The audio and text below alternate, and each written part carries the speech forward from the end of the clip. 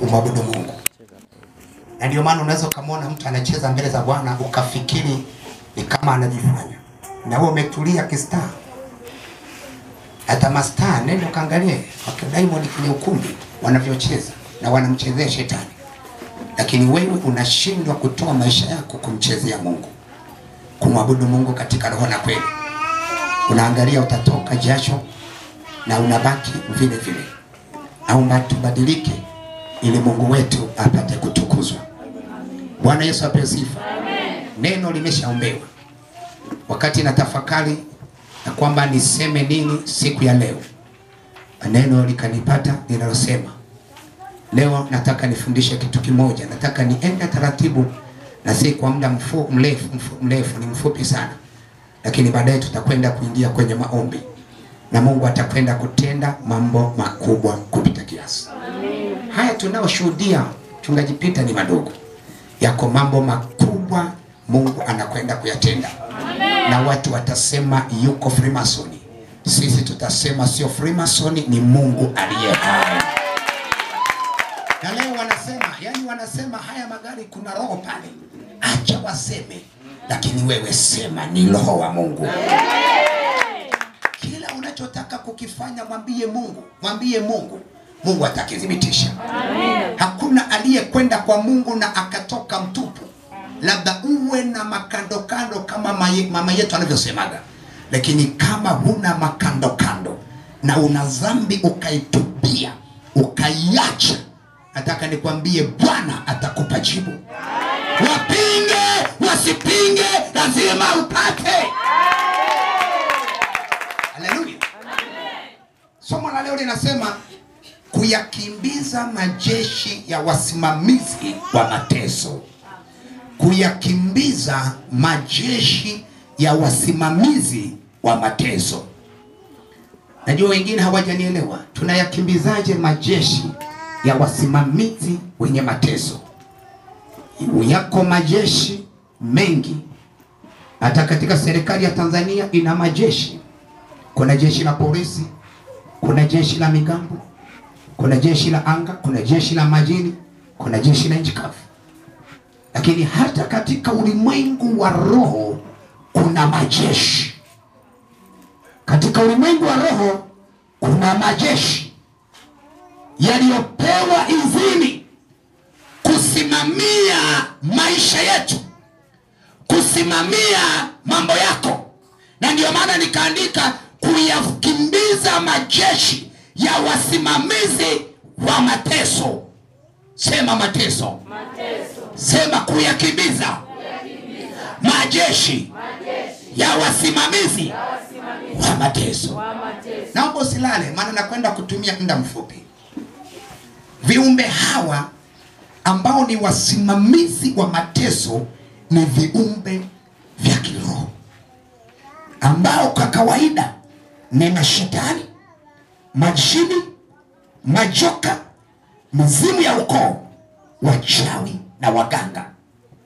Kazi yao ni kusimamia watu wasitoke katika mateso. Kazi yao hawa ni kuhakikisha wanasimamia kazi waliopewa na shetani, mwanadamu asitoke kwenye mateso, mwanadamu asitoke kuingia kwenye huduma aliyopewa na Bwana. Kuna wasimamizi wamekula kiapo ya kwamba huduma yako ya kumwimbia Bwana haitainuka, na wamekula kiapo, wamepewa kazi na baba yao shetani. Tuko pamoja lakini? Amen. Tuko pamoja lakini? Amen. Hao ni wasimamizi wabaya. Sema wasimamizi wabaya. Kazi yao ni kusimamia watu wasitoke katika mateso. Lakini wasimamizi hawa wamegawanyika katika sehemu kuu mbili. Sema mbili. Sehemu ya kwanza, wasimamizi hawa wanalinda mtu abaki kwenye mateso milele. Kama ni magonjwa, ugue magonjwa ya miguu milele. Sawa jamani? Kama ni kuhangaika, uhangaika yake milele. Unaweza ukatibiwa na madaktari bingwa, unaweza ukakutana madaktari wazuri wa uzazi na wakasema mayai yako hayana shida, lakini wako wasimamizi waliokula kiapo ya kwamba wewe hautazaa, wewe hautaolewa, wewe hautafanikiwa, wewe hautatoa fungu la 10. Usione mtu hatoi fungu la 10. Wako wasimamizi wamepewa kazi ya kurinda na kwamba mtu huyo asitoe fungu la 10. Wote hapa mnatoa fungu la 10? Wote hapa mnatoa fungu la 10? Hampati fedha. Mbona mnanuna hampati fedha? Naitwa mchungaji Mahondola. Ni msaidizi wa mchungaji Pinga. Sasa kama unanishangaa na mimi nakushangaa. Hampati fedha. Hampati fedha. Lakini watu wamepewa wasimamizi kuhakikisha mama Sara hakuna kutoa fungu la 10 na ana maneno ya kusema na kuwarubuni wengine. Anaweza akakwambia fungu la 10 halina uhalali na akafundisha kwenye madhabahu na akawatesta wengine. Hiyo ni wasimamizi. Wanasabia sifa. Wasimamizi wa namba 2 wao wanalinda mtu asiingie katika marango ya baraka. Yani wanahakikisha wewe hauingii kwenye marango ya baraka. Na neno linasema marango yako yatakuwa wazi usiku na mchana kukuletea baraka. Lakini wao wamekaa kwenye marango, hakuna kutoka, hakuna kuingia kwenye baraka. Fanya biashara unavyofanya, lakini mambo hayaendi. Kopa unavyokopa, maana wale wasimamizi wanapokopa fedha zako wanakuja kudokoa fedha. Fedha zinakuwa na matumizi makali. Badala ya kulenga kwenye biashara, unaambiwa kuna mgonjwa yuko nyumbani, mama yako ni mgonjwa. Wale ni wasimamizi wa kipepo. Leo wapigwe wasipigwe? Wapigwe. Haleluya. Amen. Kuna wasimamizi ambao wametumwa kusimamia ibada isifanyike. Leo ni waulize, wamesimamia hawajasimamia? Hawajasimamia. Tumecheza hatujacheza? Tumecheza. Yani kazi yao ni kuhakikisha ibada haipo. Na mtu akiingia hapa, mtu anaanza kushangaa, hana moyo wa kumsifu Mungu na kumwabudu Mungu. Anasema mbibishaji inua mikono, yeye ameshikiliwa mikono na wale wasimamizi, na wala hawezi kuinua mikono. Tucheze na kuruka, yeye hawezi kuruka, maana ana wasimamizi ndani ya moyo wake. Watu hawamo ndani ya makanisa? Wapo. Hawamo jamani ndani ya kanisa? Wapo. Na wana majungu kinoma, sema kinoma. Kinoma. Na wanataka baraka za Mungu zionekane. Wanataka baraka za nani? Za Mungu zionekane. Leo nataka nikwambie, haijalishi kuna walinzi na wasimamizi kwenye marango yako. Leo nguvu ya Bwana iko mahali hapa. Mkono wa Bwana uko mahali hapa. Watapigwa walinzi wa kila aina, wasimamizi wa kila aina, waliokaa kwenye maisha yako, wale waliosema usihubiri, wale waliosema usiimbe, wale waliokuzuia kutoa sadaka, wale waliokuzuia kutoa mafungu ya 10. Leo wanapigwa. Amen. Maana wanajua ukitoa fungu la 10 na sadaka, hizo ni baraka zako. Baraka zako zinaanza. Na watu tunapata fedha, tunashindwa kuzifanyia kazi ya Mungu. Nilikuwa namwambia baba yangu mchungaji, kwa sababu amesema kutangaza, mimi nisema mwezi wa 7 tutakuwa na mkutano mkubwa hapa. Amina.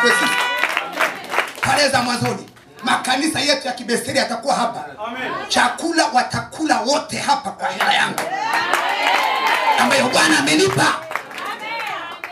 Watakula chakula wanakwaya wote na wachungaji wote watakula hapa.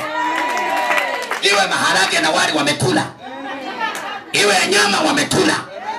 Na mgeni wetu ambaye ni mhubiri mchungaji Peter, nitamwambia sasa, baba leo silale nyumbani, tutatafuta guest nzuri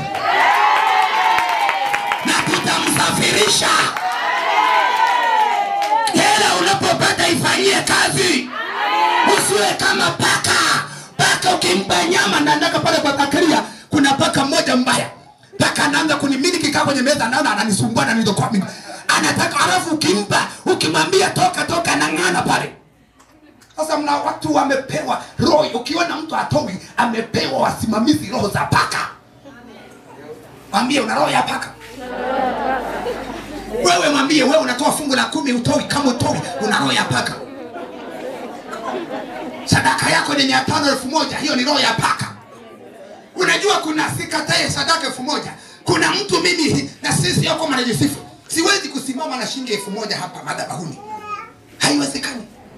Nitagundua kabisa leo nimepewa wasimamizi. Nitahakikisha nimeitafuta 1000 kwa siku 7. Niitafute 10,000 au 5,000 imepungua sana 5,000 ingia madhabahuni. Sema yanaingia hayo. Yanaingia hivi. Yanaingia. Simuulize mwenzio una wasimamizi? Kuna wengine wamesimamiwa ibada zao ni za kubipu. Leo amekuja anapotea miezi 3. Sasa muulize aliyepotea miezi 3, ulivyotuacha ndio umetukuta vile vile? Au umekuta magari yamepaki? Amen. Aulize kwa sababu alipotea, akapotea akasema ngoja nipotee. Kumbe ulipotea kwa sababu kuna wasimamizi na haujasafiri kama mama yangu alisafiri kwenda Kigoma. Huko hapa tu tunakuona chemba hapa mjini. Haleluya. Amen. Unakuta binti mzuri anasema mimi siwezi kuimba kwaya. Una wasimamizi, sema ni una wasimamizi. Una wasimamizi. Naomba ufungue Biblia. Tunakwenda neno kwa neno. Isome. Tuna matatizo ndani ya kanisa, watu tunawahimiza. Yaani mtu anasimama mbibishaji, jamani tumsifu Bwana sasa. Yaani mpaka sasa nakwambia acha wakuhimize. Mimi nitaruka na kitambi changu. Ninajua nimemrukia. Kana ubosi wako. Si unajifanya kuwa mwenyekiti wa mitaa. Kana mwenyekiti wako wa mitaa. Sisi tutakaa kumwabudu Mungu katika roho na kweli. Lazima kieleweke. Ndani ya sifa mapepo yanakimbia. Ndani ya sifa majini wanaondoka. Ndani ya sifa laana zinaharibika. Haleluya. Daudi akacheza mpaka ngozi kadondoka. Wife wake akamuuliza vipi mfalme? Akasema toka hapa na kuwa mke wangu wa mfalme. Ninamchezea Mungu. Akasema mfalme aone ngozi kadondoka, acha adondoke macho ya kifalme. Lakini moyo wangu umedondoka kwa nani? Kwa Bwana. Unakuta wewe muumini kwenye uzee wa kanisa hujafika lakini wewe ni boss. Sasa ukiwa mchungaji kama msaidizi kama sisi, utaanza kusema mchungaji Peter ni mpindue. Tayari sana hii. Naomba nisomeni Kutoka 1:11. Kutoka 1:11. Kutoka 1:11. Sikiliza neno la Bwana. Basi wakaweka wasimamizi juu yao. Wakaweka wasimamizi juu yao. Wawatese kwa mizigo yao. Wawatese kwa mizigo yao. Tulia hapa. Hawa ni Wamisri. Biblia inasema kwamba wakaweka wasimamizi juu yao. Wawatese kwa mizigo yao. Haleluya. Amen. Haleluya. Amen. Haleluya. Amen. Hebu fikiria kwa nini nchi ya Misri ikaamua kuweka wasimamizi kwa wana wa Israeli. Jambo la kwanza, ilionekana Waisraeli wanazaa sana kule Misri. Pia ni watu hodari. Sasa ili kuwazoofisha wakaweka wasimamizi kuhakikisha hakuna Mwisraeli atakayezaa mtoto wa kiume. Tena tuwatishe mizigo mikubwa. Hivyo leo shetani anavyofanya kwako. Kuna mizigo unayo ni mibaya. Ngoja niwape ushuhuda mmoja. Juzi nikiwa Moshi Kilimanjaro, nimefika kwenye familia kwa nimeenda, lakini baadaye akatokea mama mmoja akasema, baba, kila ninakofanya, ninapoomba kazi nakataliwa. Hakuna kitu ambacho kinafanyika. Nikasema ngoja tumuombe Mungu. Yesu anaweza, kama anavyosema mchungaji Peter, Yesu anaweza. Unajua mkitembea pamoja maneno yanafanana. Ndio. Tembea inafanana. Ukitembea na mzinzi inafanana. Yani angalia tu kama huyo binti unayetembea naye, ukimwona tu macho yako kwa wanaume, jua kwamba hii ngoma nimeenda nayo nyingine hii. Hiyo sio mechi ya Simba na Yanga. Hii ni Mungu hii. Bwana pewe sifa. Sasa nikaomba Mungu juu yake. Nimeomba Mungu, lakini baadaye nikamwambia ninaona maisha yako kwenye mgomba. Ninaona maisha yako kwenye migomba. Akasema ni kweli kwetu kuna migomba. Nikaomba nikaondoka. Juda ananipigia simu kwamba nimefika nyumbani kwa nimekaa. Nile neno likaniingia. Nakwambia ushuhuda wa kweli. Nikaenda kwenye mgomba mmoja karibu na kaburi la baba. Nimeanza kufukua. Viatu vyangu vilipotea miaka mingi. Nimevikuta vimechimbiwa kwenda chini. Halafu kila kiatu kuna shanga. Nimeviondoa. Viko wapi? Tukaomba. Leo hii ameniambia baba nimepata kazi. Amen. Wasimamizi waliwekwa kwenye viatu vyake. Maana ya miguu, maana ya viatu, wameshika hatua zako. Hakuna kupiga hatua. Na ndio maana watu wamewekwa wasimamizi. Hawezi mtu kuingia kwenye maombi mazito. Sikiliza, waangalia hapa watu, kuna watu wana shida. Ukimwambia leo kama mchungaji alivyosema tutakuwa na maombi ya kufunga, na kuambia hutaona mtu siku hiyo. Kwa sababu wako wasimamizi wanazuia asiombe. Wanapewa sifa. Kuna roho inamwambia aingia kuomba. Wasimamizi wanasema hakuna kuomba. Ukienda tu kanisani mchungaji Peter atasema haya kila moja yani hajajua kama kuna wakati wa mtu kushughulika wewe mwenyewe. Kwa sababu gani? Kuna wasimamizi. Sema haleluya. Haleluya. Sema haleluya. Haleluya. Sema haleluya. Endelea kusoma. Anza mwanzo. Sikiliza. Basi wakaweka wasimamizi juu yao. Wawatese kwa mizigo yao. Wawatese kwa mizigo yao. Nao wakamjengea Farao miji ya kuwekea akiba. Sikiliza. Yani wewe umebebeshwa mizigo. Na ndio maana fedha unazopata zinapitiliza kwenda kujenga magorofa ya watu. Si unaona Israeli walifanya kazi kwa mizigo, lakini fedha zote na mapato yote yalienda kujenga majumba ya Farao. Kuna miji pala ametaja, sijataka kuisoma. Haleluya, haleluya. Haleluya, haleluya. Amen. Haleluya, haleluya. Amen. Nikuulize leo, una mzigo gani? Mzigo ule ambao unawaka moyo kumtumikia Mungu upo kweli? Mzigo ambao umewaka kuimba uko kweli, au tu unapomwona madam anaimba ule mzigo unaona kuna kitu kama kinapepea, lakini ukitoka unapotezea tena? Ujue kuna wasimamizi. Mwambie mwenzie una wasimamizi. Dada huyu ameshuhudia kwamba amejaribu kwenda wapi, Denmark, imegoma, si ndio? Lakini baada ya kuomba na mchungaji Peter ngome imefunguka. Ina maana wale wasimamizi waliona moto. Wale wasimamizi wakaona miali na moto, wakayaachia malango. Leo wasimamizi wa kichawi, wa kiganga, wa kimizimu wanakwenda kuona gari ya moto. Lazima wayaachie malango yako. Unabeba mizigo. Wale waliokuja wiki iliyopita, wale wa Mwanza, kale kabiti kale kanene kanabeba usiku na wachawi kwenda kuroga, halafu kanabebeshwa mizigo. Unaona sisi tunazoteswa. Na ndio maana wakaamua kuja hapa.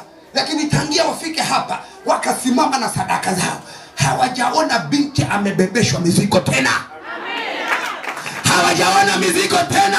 Kwa sababu gani? Wamesema tunajua anayeweza kuondoa matatizo ni Yesu Kristo aliyekufa msalabani. Neno linasema kwa kupigwa kwake sisi tumepona. Sikiliza, Yesu alipata mateso makubwa. Usifikiri mchezo. Mijeledi ya Wayahudi, jeshi la Warumi ambalo Yesu, ile mijeledi imetengenezwa kama fimbo, halafu ina waya na kule mwisho kuna ndoano. Ile mijeledi ilizungushwa, ilipopigwa kwenye mwili wa Yesu, ikazunguka mwili wa Yesu, halafu wale watu wakafuta ile mijeledi ikiwa na ndoano, ikachana mwili wa Yesu, damu ikatoka. Yesu akalia kwa uchungu, akililia kanisa, akikulilia wewe, maana kuna wasimamizi wako juu yako.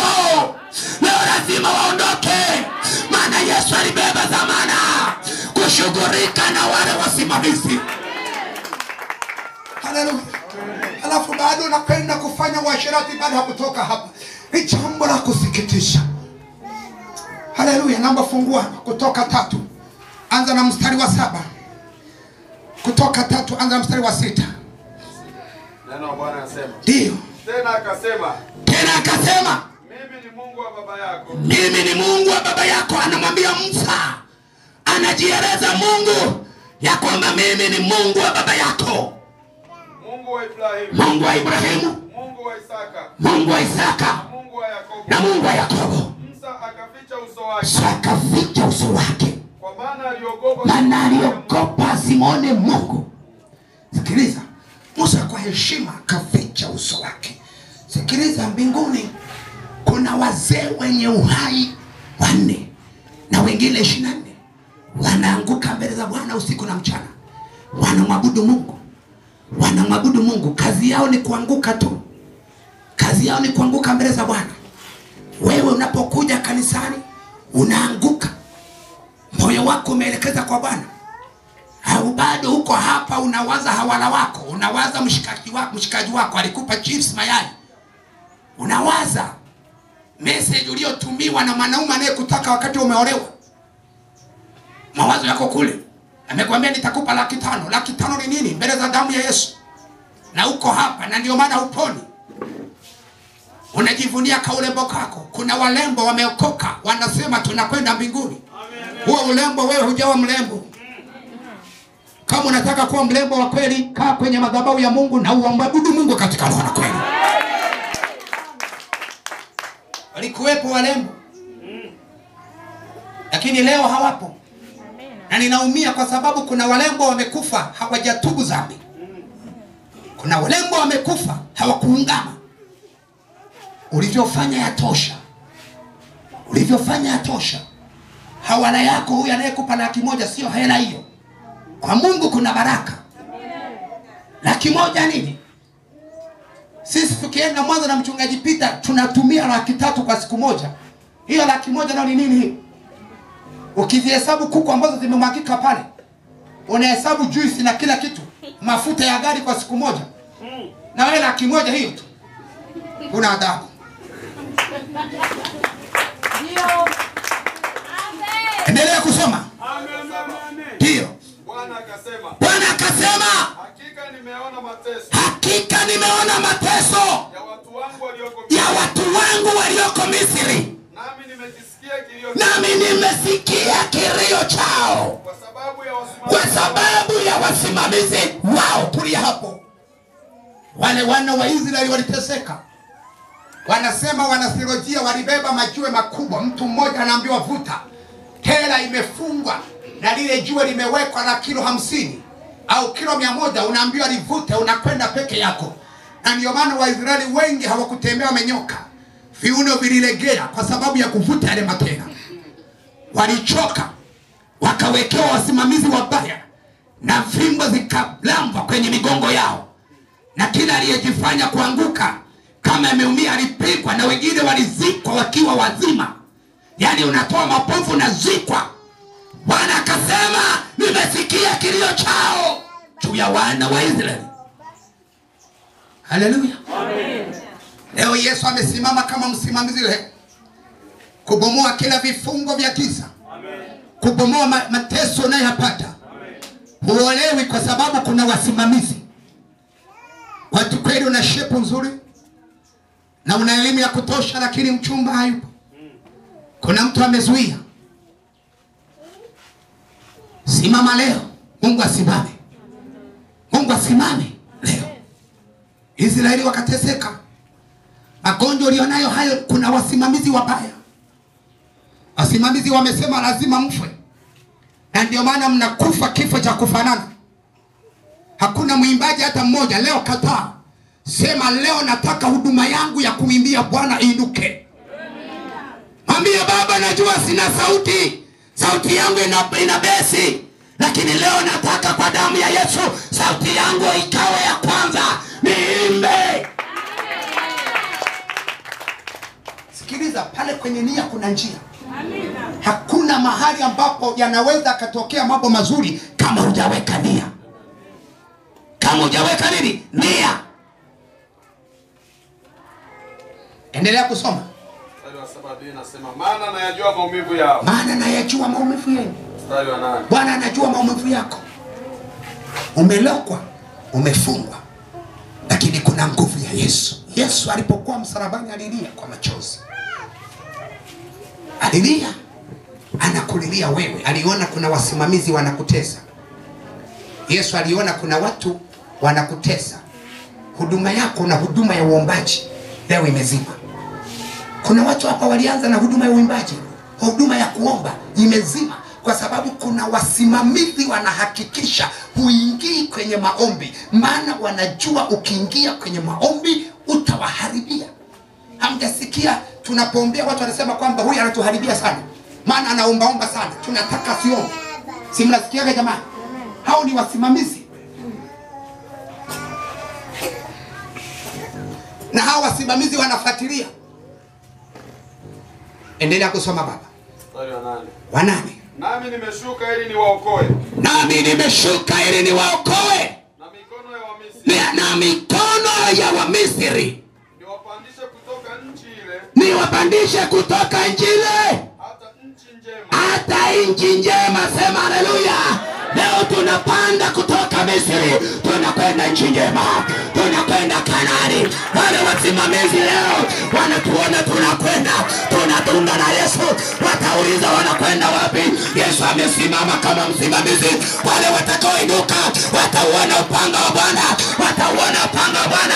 Piga kelele. Haleluya. Mungu akashuka. Kuna mapigo ambayo yalionekana, sina haja kuyasema. Leo nataka tuangalie wasimamizi wanavyofanya kazi. Naomba Bwana nifungulie Zaburi ili nikamalize, sitaki kuwachosha, nataka tuingie kwenye maombi. Zaburi ya 24 mstari wa 7. Zaburi ya 24 mstari wa 7. Zaburi 24:7 neno la Bwana linasema. Inueni vichwa vyenu. Inueni vichwa vyenu. Enyi malango. Enyi malango. Inukeni. Inukeni. Enyi malango ya milele. Enyi malango ya milele. Mfalme wa utukufu Bwana wenu apate kuingia. Sikiliza. Kuna malango yamefungwa. Haleluya. Amen. Kuna malango yamefanyaje? Yamefungwa. Sasa Mungu anasema leo inua vichwa vyako. Bwana wa utukufu anataka kuingia. Amen. Bwana akiingia ndani yako, wale wasimamizi hawatakaa. Roho Mtakatifu akiingia ndani yako, wale nyamkera, wavuta virungu, wenye kushika ngirizi hawatakaa ndani yako. Wanakaa ndani yako kwa sababu hujamruhusu Bwana wa majeshi aingie ndani yako. Unajua mchungaji, unatula kazi. Kuna mama mmoja hapa, ngoja tu niseme. Wakati tunaomba, mapepo yakasema huyu ana nguo zetu. Nikamwita hapa, nguo ziko wapi? Kuna nguo nyekundu, nyeupe, nyeusi. Akasema mchungaji, ziko kule nyumbani nimeziacha. Nikamwambia zilete. Yanasema mapepo huyu anaingia kanisani na vitu vyetu. Unaona watu mnavyochanganya mada hapa. Mambo yako yanakuwa magumu. Kuna vitu unavyo nyumbani umevificha wewe.